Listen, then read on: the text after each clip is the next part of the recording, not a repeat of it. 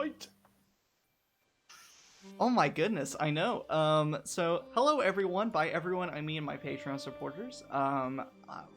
Here today for the Sharn Nights After Dark, we have almost everybody. Maybe I can, in post, put Austin, a little cutout of Austin, a little Austin emote off to the side. I can go get him. That's true. He is still alive. He exists. He's just in another room. He's literally like 15 feet from me. We sort of a spur of the moment after dark. We were kind of unsure of if we wanted to end the session or not, so we said we're gonna do a quick after dark with everyone, almost everyone, to ask some questions, talk about the session. We're kind of in the thick of things, especially after having a week off. We have all these fresh feelings and thoughts about everything, and so it'd be fun to just sit and talk about it. And ultimately, this is more for our benefit, because then we can hear how this is going to go. We can get some ideas flowing, and they can think about what questions they want to ask their suspect, their person of interest, and I can think of ways to answer it. And also, you guys can get some funny content of us saying stupid things all the time. Like all this campaign is. Answering some fun questions. Would you guys prefer to start with questions or start with character? Or not character, session let's start with, discussions? I feel like we should maybe mix it up. Do like a question and then character stuff. Kind of like mix it up. You know? Sure. So we'll open up with the general thing. For you guys, we just finished the session. You have seemingly caught the house killer or a member of the house killers, parentheses S. Z? Z? House killers, Z. You've caught a person affiliated with the events of going on, but however they have opted to try and strike a deal with you to both your and their benefits. You've already, off camera, but also in game, have voiced how you're feeling about such things. But how are you guys feeling about such things? What are you guys thinking about? What's the plan? What's going on? I guess I'm let's see. Jacob had a scene. I really need to ask Alan from the lawful good, ambassador perspective. But I guess from Variant's perspective, he's kind of the quiet one and who's been just in the observation room, looking in and occasionally chiming in. What's going through Variant's mind? How is he feeling about this situation?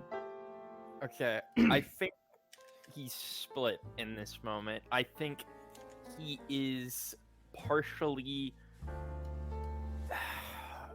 relieved in a way that we have finally caught what seems to be a major break in this case, which has been overall characterized by us being 2 steps behind at every point. But he's also got this growing sense of unease. We've gotten this kind of read on this suspect, Gavlock, and Varian and Carson, the player, gets the sense that things are going to get worse. They're going to get messier, and the more we learn, the more that feeling is going to increase. Yes,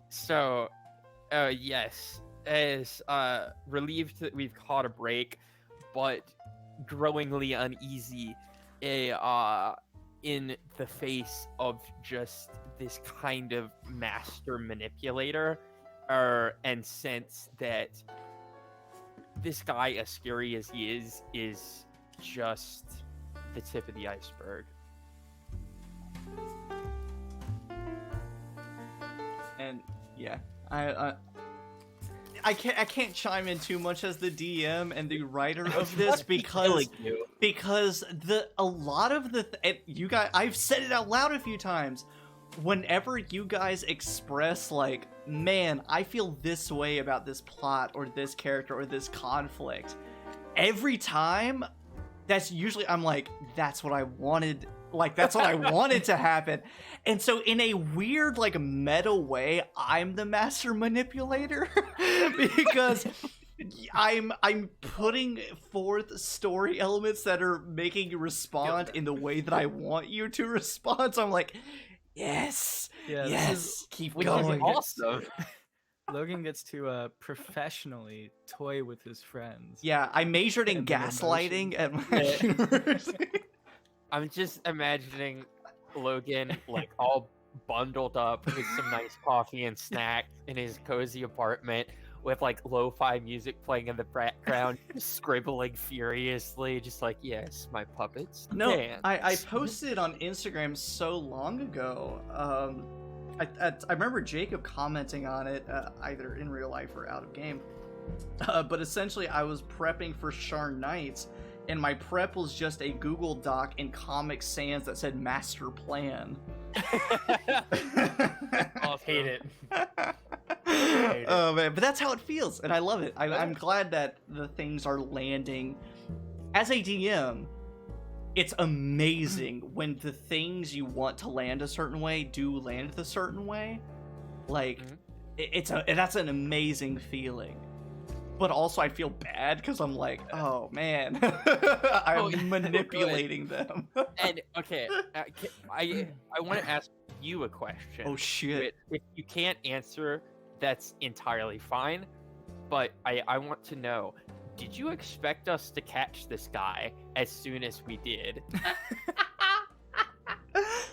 That's such an important question. Yeah.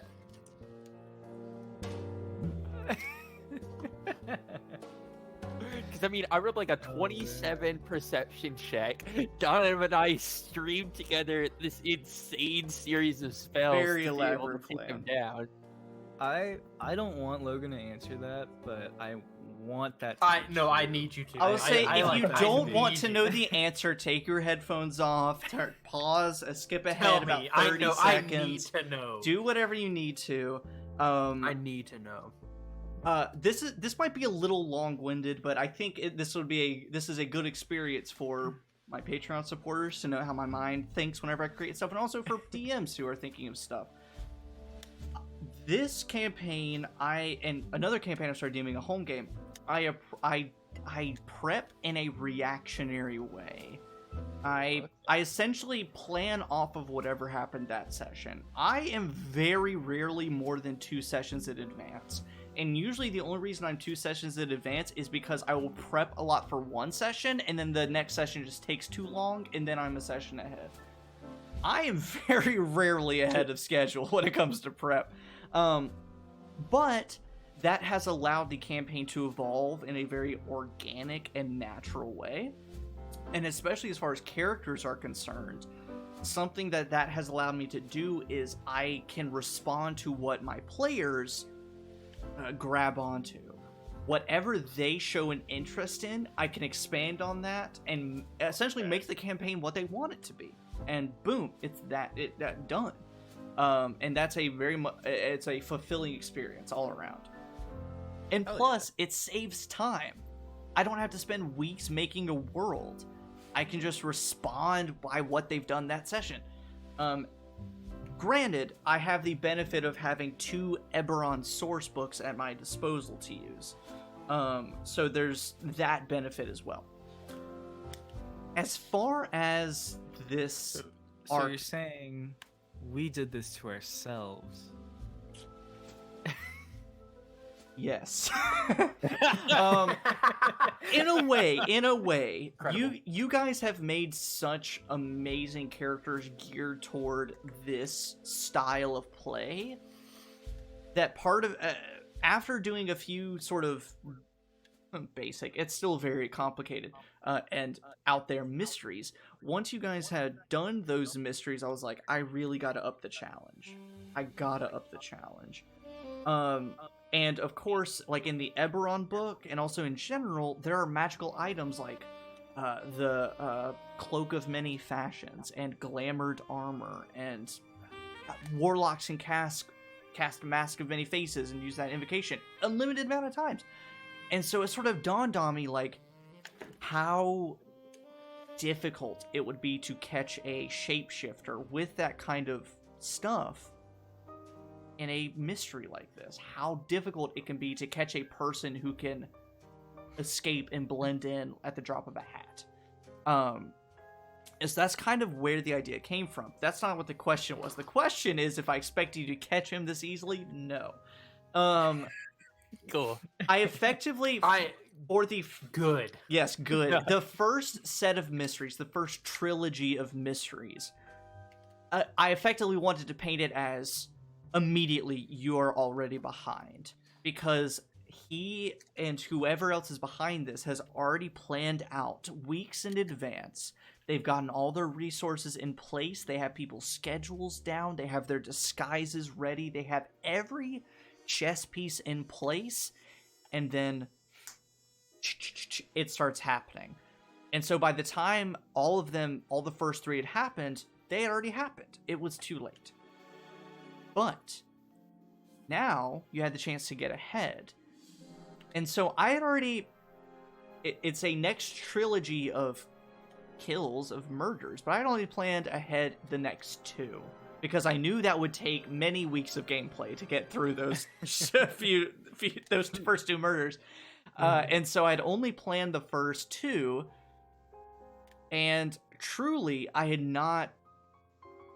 And the NPC as well, and I think you guys can also say this as well, he did not expect to get caught. He was too confident in his own abilities and own everything that he had planned that he wasn't going to get caught. There was no way. But of course, no one can plan for two people dimension dooring and tackling you off a source leg. No one can plan for that. No one expects turning you into a toad. Yes, and then turning into a toad. And one of the things in the Eberron book that I admire, but I also don't like submitting to, is this idea of finding those, classic noir and dramatic ways of getting your villain to survive. Mm-hmm. You guys were super creative, and you guys have been at this for a long time, and so I didn't want to throw in any Deus Ex like, he has legendary resistances, or, oh, someone crashes into the sky coach as you are on your way to Andith's tower.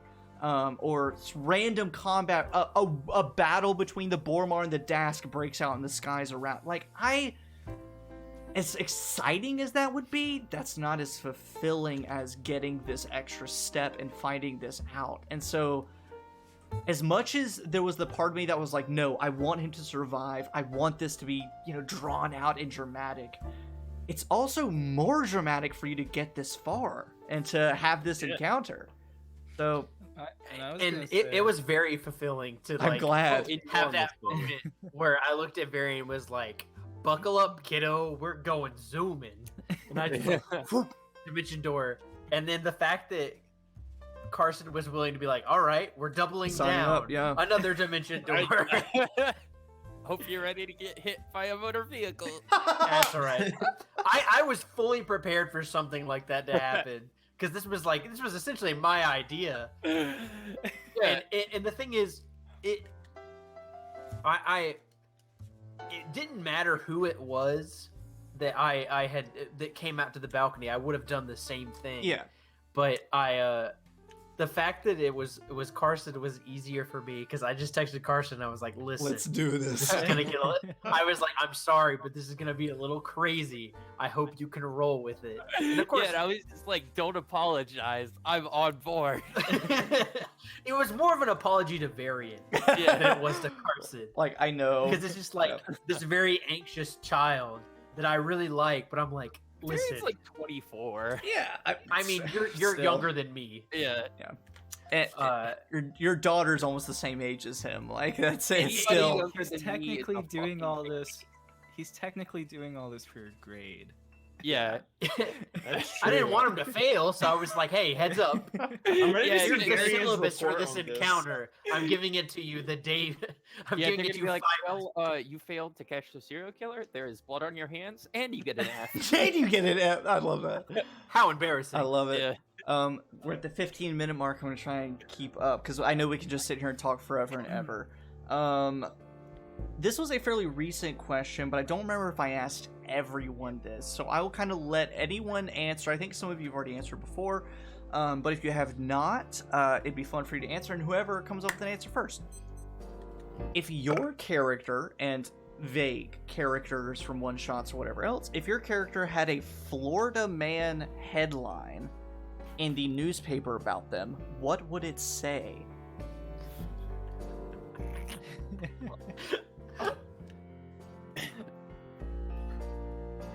I feel like Donovan's would be like, Florida man commits murder, convinces police officer that they killed the man instead. Written by Donovan Damon. That's literally what it would be. It'd be some shit like that where it'd be like local man steals thousands of dollars worth in Mountain Dew, convinces police that they did it instead. Some shit like that. Mountain Dew. Yeah, I feel like for Varian, it'd be like local college student after 72-hour study bender blows out convenience store windows after hearing they had no more Fireball energy drink. Fireball. Yeah. I forget that's a joke we made that it was like the spell names, but I just imagine Varian Fireball like taking whiskey, shots but an of energy. Fireball. Yeah, just like Gotta study. Oh, cinnamon. just bloodshot eyes, shaking, fucking frail. What do you mean you don't have Fireball? And I think Travis had answered the question, but now I have one. I don't remember if Xavier did or not. What would be the Florida man headline for Spike? I'm trying to think because I'm just like, Spike has a lot of Florida energy. I know, and I'm just like, what would be the thing that makes headlines? We're not though, live, you so know? we can't quote that, but Spike has a lot of Florida man energy. Gotta write that down. It'd just be like, I feel like Spike's thing would be just like, Florida man pretends to be a cowboy, but is actually, like, I don't know, just a depressed actor terrorizes terrorizes a local theater. I don't know, something like that. That's so tragic. was That's just- so sad. Whole, like, Florida Warforged refuses to get off roller coaster ride. Yeah. It's not over yet. Florida, It ain't over till it's over. Yeah. Oh my god, that's horrible. Oh jeez. Okay. So I guess drifting back to the session at hand, the plot at hand. And anyone can comment on this, but I kind of want to know Alan's perspective as now for our viewers at home. Alan is notorious, and I think we all know this, for playing chaotic, off-the-wall creative characters. Yes, that's normal. Yeah. And whenever Alan was brainstorming this new character, and he was like, "Oh, what if I played someone with the Sharn Watcher, Dark Lantern, or Veteran of the War, etc., etc." And we kind of realized, like, oh, that means you're gonna have to play like a lawful character, following the rules of the law, probably good as well. And that's a huge change for Alan, and Alan as a person, Alan as a player. So, with that lens in mind, Alan, as the sort of one lawful person, like the law enforcement character of the party in this situation, how's this going? If your supervisor sat you down and said, "What's going on, man?" What would your response be? It is so frustrating sometimes having to pretend not to be totally on board with all y'all's ideas I believe it. and having to say, no, we can't do this. So every time Spike and Oleg are like, what was it that I don't remember who said it, but hashtag Team Back Alley. You'd be on Team Back Alley. I thought that was funny. Because, like, I think for this past session, I feel a number of us wanting to do a superhero's interrogation, which is not legal and very unorthodox and very intimidating, and Killian is not about that. And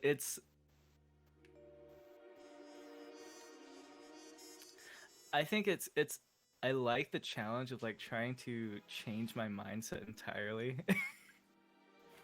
Because I think I myself, for better or for worse, I don't really pay attention to a lot of rules. No, Yeah. Alan, don't say. That's so. So like just kind of like keeping that in mind is, that's a big step. Um, like I think there's a moment, Jacob, you're like, hey, do you want to like check this guy for weapons like during the interview or interrogation? And I was like, oh yeah, I have to do that as a law-abiding officer of the court or whatever. Yeah, it's different. Yeah. Yeah. And that's again, it's one of those things where that's my intent, and I'm glad it's happening that way. But this is one of the reasons I made this a high-profile arc story is that you can only go so long with skirting the law. And whenever someone who comes up saying, I'm going to dismantle the houses, they're all wrong, etc., and assassinating members of the houses, there's only so far you can go before higher powers interject. And so now as far as like adventure writing or writing in general goes, now you're not just, your hurdles aren't necessarily your abilities and your scores and how well you roll. The hurdles are also like political and social conventions. And especially for people like Donovan, who is a nice, cushy member in the Sharn Inquisitive, and Killian, who is a law enforcement officer, and Varian and Oleg, who are like dragon-marked people. Oleg a little less so as far as like reverence by his house, because he has sort of a tenuous relationship with some of the others, but Varian, who is like set to be the heir, you can't necessarily, it's not as easy as just like, oh yeah, let's just go beat him in the back alley until he gives us the, like, it requires a bit more tact to make sure you get the information. And I love that that's actually like, it's working. Yeah. No, and I think it's, it just adds to the reality of the world, and my phone is vibrating a lot. Somebody is calling me. But as part of that also, one of my main things is if I'm going to include hyper-realistic things in my D&D campaigns, the bad things, you can do something about it. So as much as you guys have like to sacrifice and, bare your teeth to work with law enforcement, even if they're terrible like the Sharn Watch, eventually, maybe now, maybe later, or very forcefully, you'll be able to do something about it. You'll be able to make it better. Yeah. It's just a matter of getting there sometimes. And also, I think it's really fun challenging everybody else's characters in a way. Just kind of like seeing like not only like my limits with this new character that I'm totally unfamiliar with, but also with like all y'all's characters that you've lived in and now understand, and just kind of like putting them in situations that they wouldn't have otherwise if we were still on our own without like any collaboration with the law, I feel like this is also coming at a very interesting time, just for Spike, just because the way I'm trying to play, just like a little insight, the way I'm trying to play him is that with the whole thing that's going on, I'm playing it as like there's like a underlining rage that's happened that's just constantly there. I sense a lot of spite most of the time. Like there's a Yeah. lot of just like frustration, like a teenager trying to and the fact that like now all of a sudden there's all these new rules and stuff that he has to abide by, he's just like, it's just coming at the worst time for him, because he's just like, this is really the time when he needs a release, but it's like, no. like that. I think it's very interesting, just because like I know for like a lot of campaigns, it's really easy to get into that murder hobo phase where you're just like, I'm just gonna kill everybody. Who cares? Yeah. You know. And I think one of the things, like with this Sharn themed campaign that we've become accustomed to, is that this is, for most of you, this is your stomping ground. This is where you can go places, you know people, you know things, and you can run, do whatever you want. Simultaneously, because of that, there's a lot of stuff you can't do, and a lot of things you can't say or act upon, and so there's a lot of these weird amorphous conventions that you have to sometimes work around and stuff. It's been a lot of fun. I like it. I feel like we're starting to get to the point of like, when you're playing like GTA and like you've played a couple of the missions or something, and now you're like, I want to see what it feels like if I just go into like a 5-star wanted rage right now kind of thing. That's fair. Yeah. Why did I know that's what would get Travis to like unmute and it's just one of those things. I mean, Oleg, talking about the fact that Spike is coming in an interesting place. I talked about this last After Dark a little bit, but like Oleg at this point, even without Killian, has been thinking like, my family brought me here to figure out life a little bit more, figure out like what is leadership, what is charisma, like yeah, they want me to get over the whole like tentacle thing, but the tentacle. It's just a phase, Oleg. they're mostly like, you can get over this whole duck here. No, fuck this. Like, this is bad for you. But I mean, even without Killian, Oleg was like, I can't ruin my family's name in any way. Like, they could easily just be like, Florida man, like, hey, ex Kundarak. Like, they would literally crazy just be like, person just did crazy this. person. Yeah, they wouldn't even say Kundarak. They would just be like, this guy who was exiled from the Kundaraks right before this happened. Right before. Here's the paperwork. Yeah, super convenient. So I think that Oleg is also trying to figure out how to be like the main family's enforcer, not just his small family's enforcer. Yeah. And fighting the urges to just get the job done. But at this point, Oleg is also like, maybe it'd be a good idea to just kill this guy, prove that I can just deal with any kind of crazy fucking serial killer. That's true. And then that adds, just another wrench in the plan. Like, Oleg could do that, gain the admiration of some family members, rise in the rankings, be a nice revered person in his family, and but then it's personal gain over seeding and whatever else might happen. Depends on how much he actually gives a shit about anybody else, to be honest. Woo! I'll let Travis stew on that. So we have it's already 30 minutes. We'll say another 5 to 10 minutes. There's some fun questions I want to get answered. Now, this was a question directed toward Bob.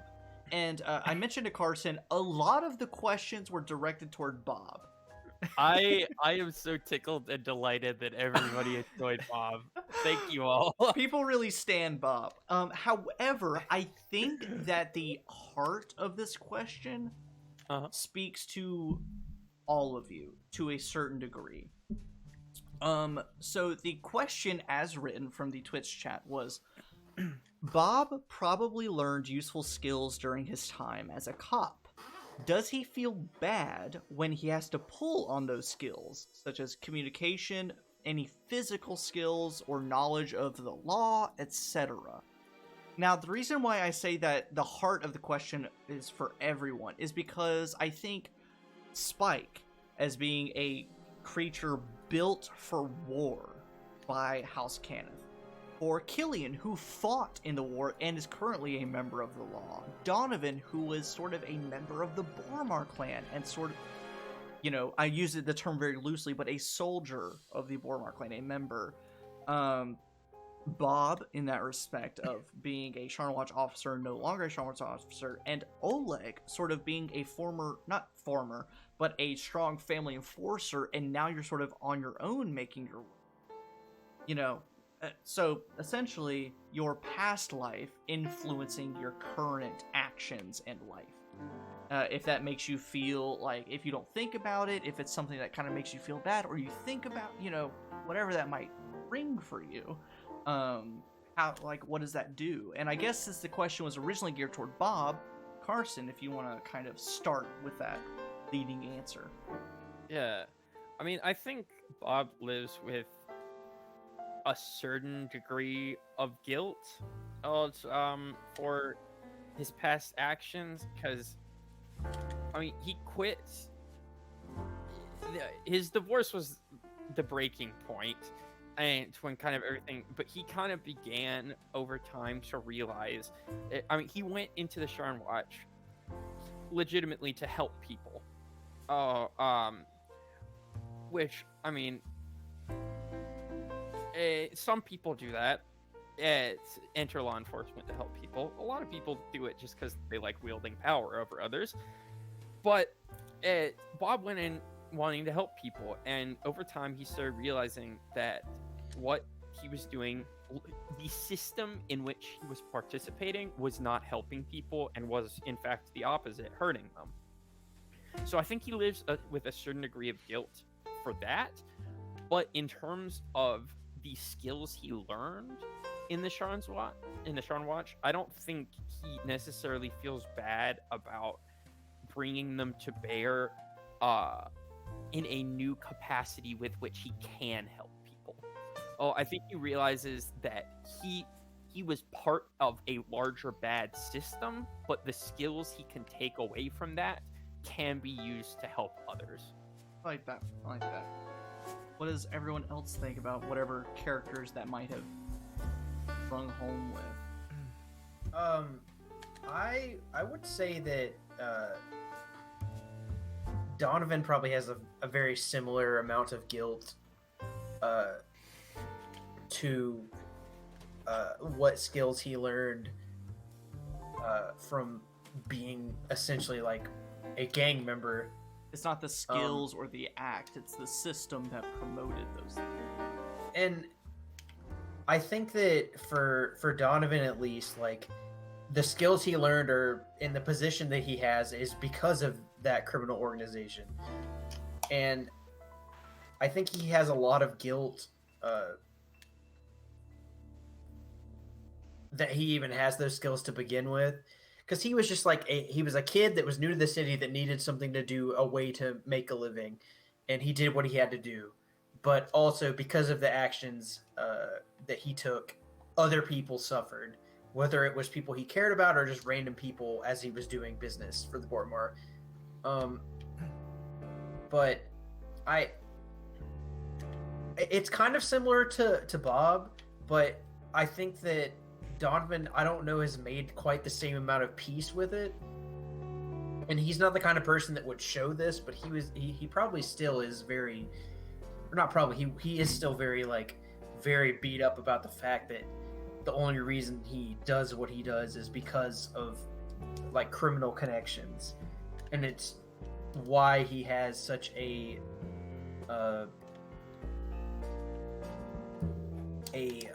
penchant for trying to, like, do the right thing.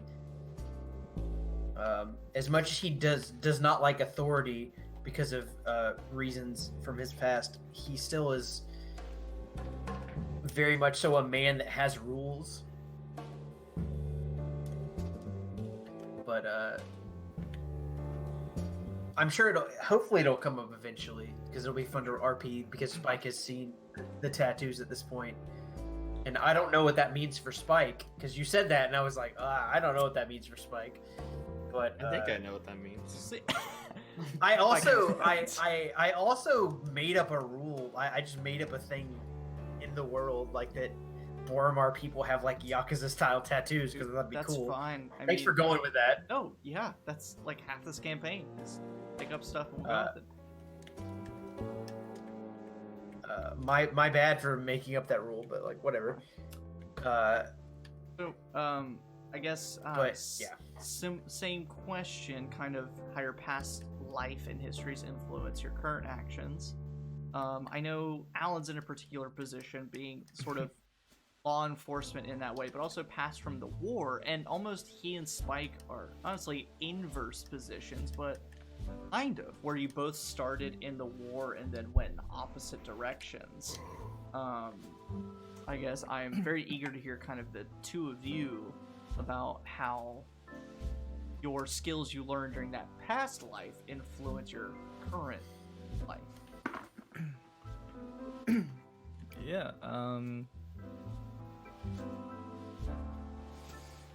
Well, I had an idea of how to start this, and then I forgot. All right, Xavier, any thoughts?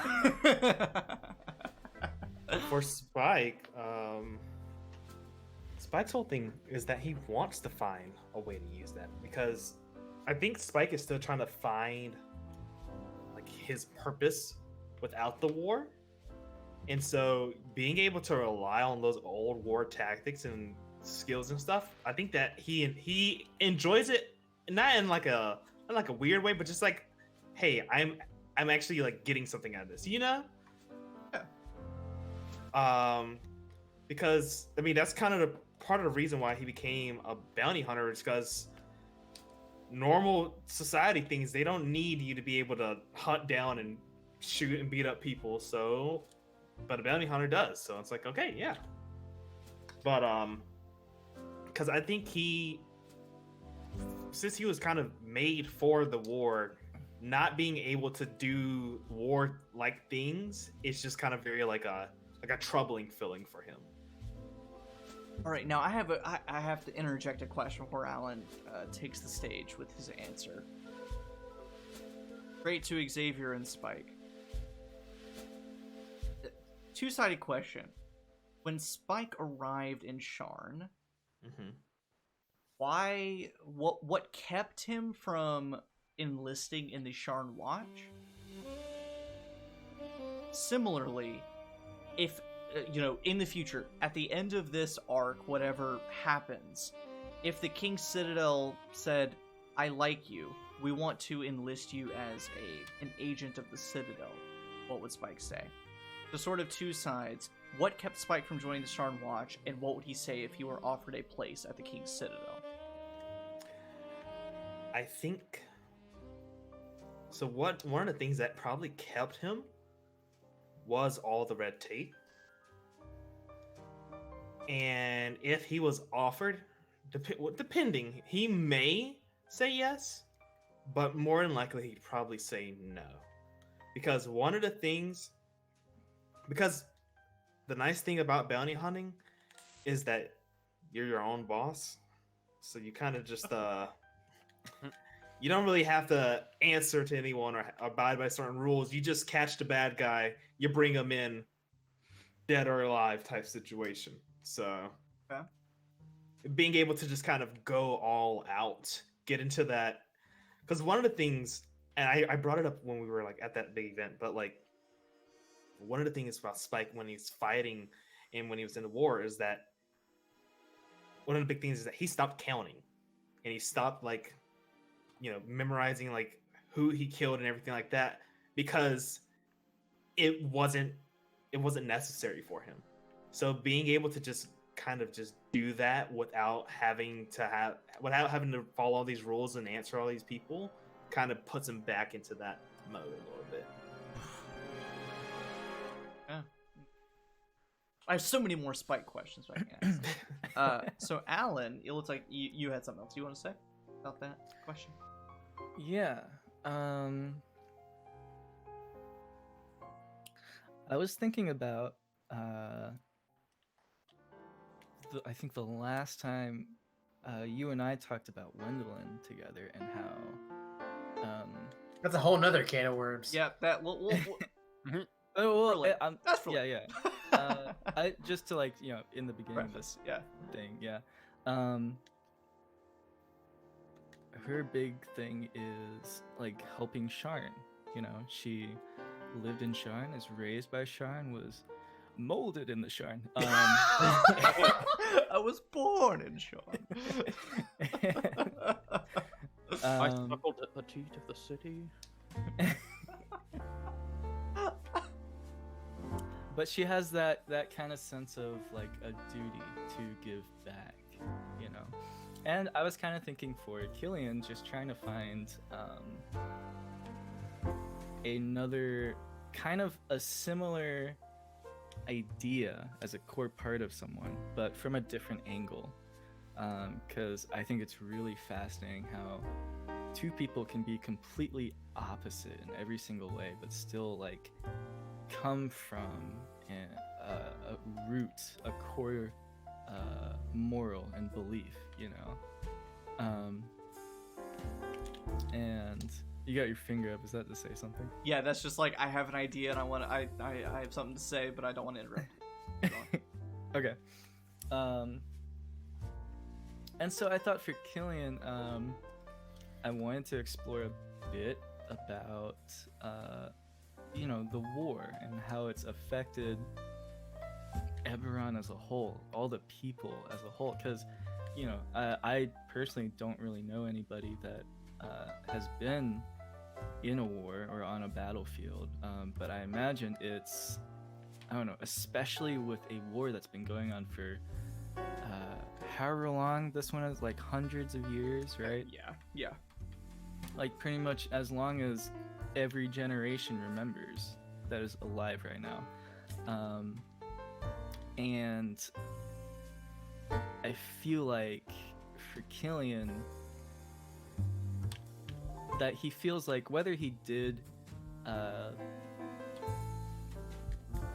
valiant or atrocious things in the world, he was part of something terrible in the world. And there's a deep part of him that came out of that war wanting to give back, wanting to, you know, I guess having some sort of guilt of like, I was a part of this. Whatever, you know, it was, I had a role in this war, in this dilemma of the world that is still affecting it, that you can still see the deep still healing scars in the world. And I guess I'll spoil a little bit. He adopted two children that you know, they lost their family as a result of this war. And so that's a part of his character trying to like trying to do the best that he can, and also being offered a job at the King's Citadel was, I think, just a further step in just a different direction of trying to give back to Sharn, to the city, to these people, trying to, with the best of his ability, make it better for people tomorrow, you know.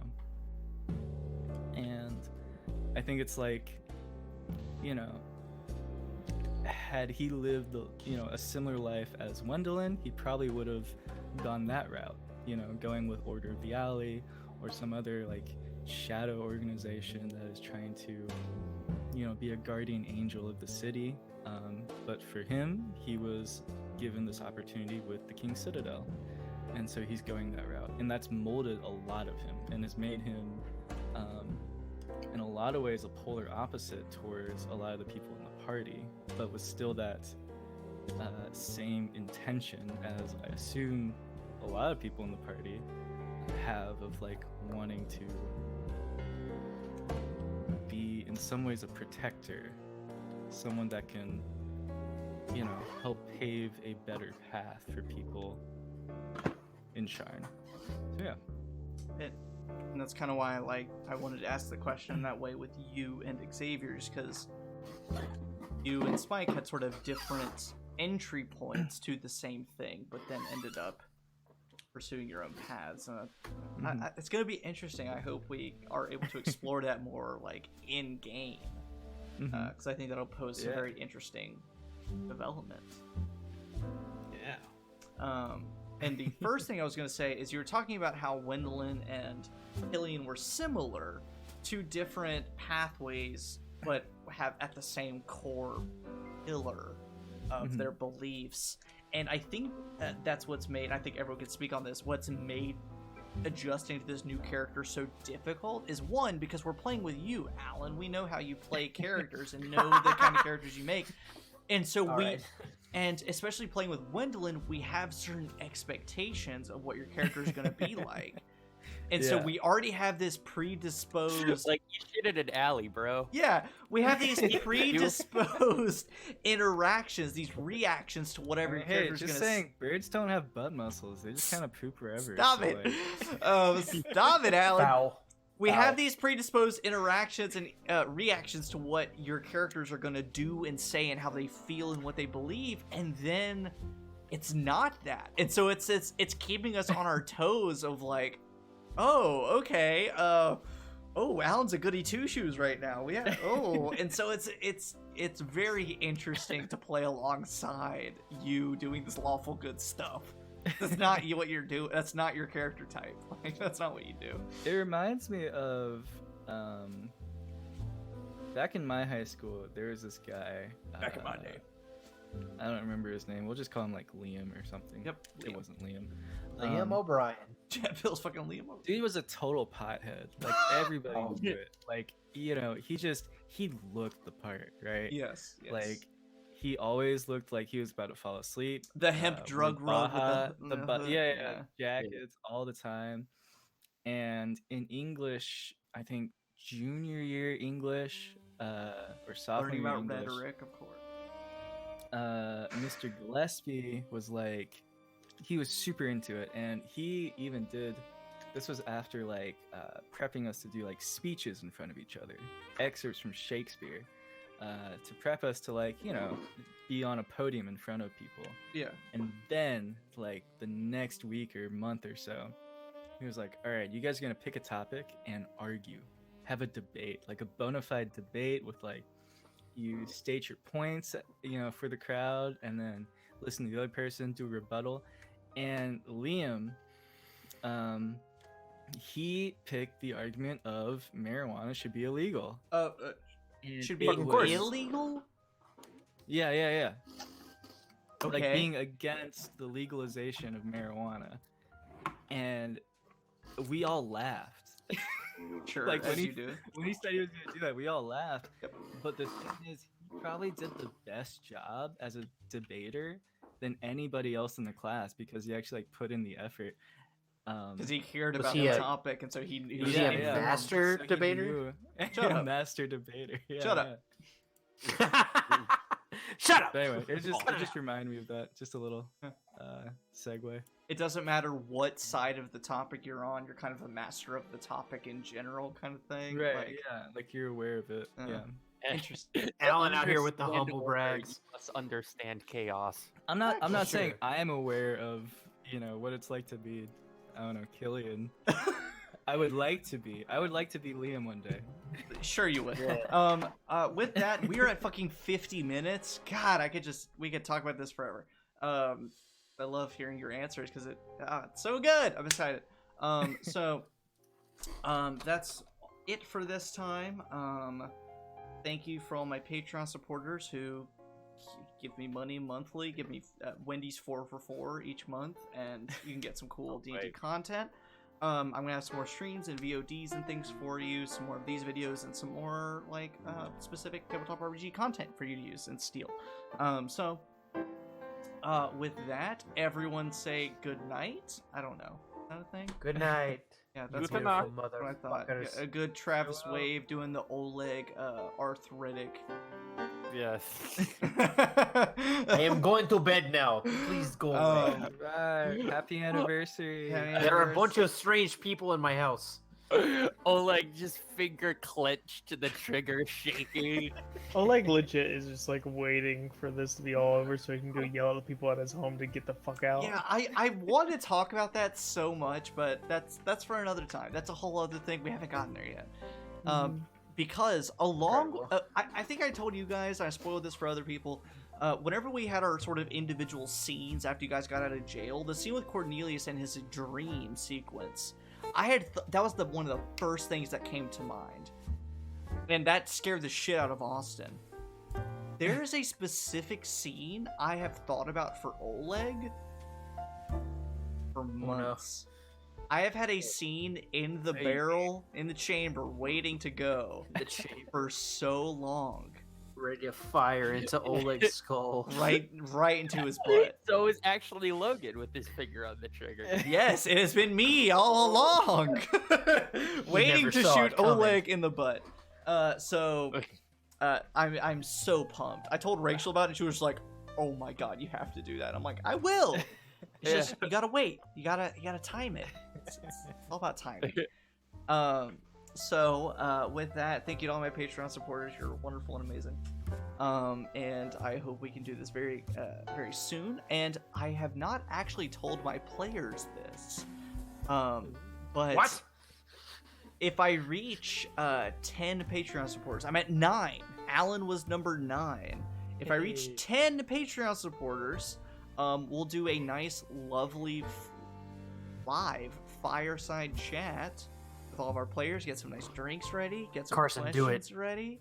Oh boy. Carson, do it. We'll essentially have a very formal live after dark. We'll ask some questions. We'll sit and chat for however long it needs to be. So at 10 subscribers, that will happen. Rev up that subscribe button. Rev up that subscribe button. So that's Do it, Carson, you coward. patreon.com/NeverSayDice. So thank you all very much. And I hope to see you all next Monday for Sharn Nights not after dark. We're gonna do after dark next Monday. Just regular Sharn Nights. Jacob, same Sharn 9, same Sharn time, same Sharn place.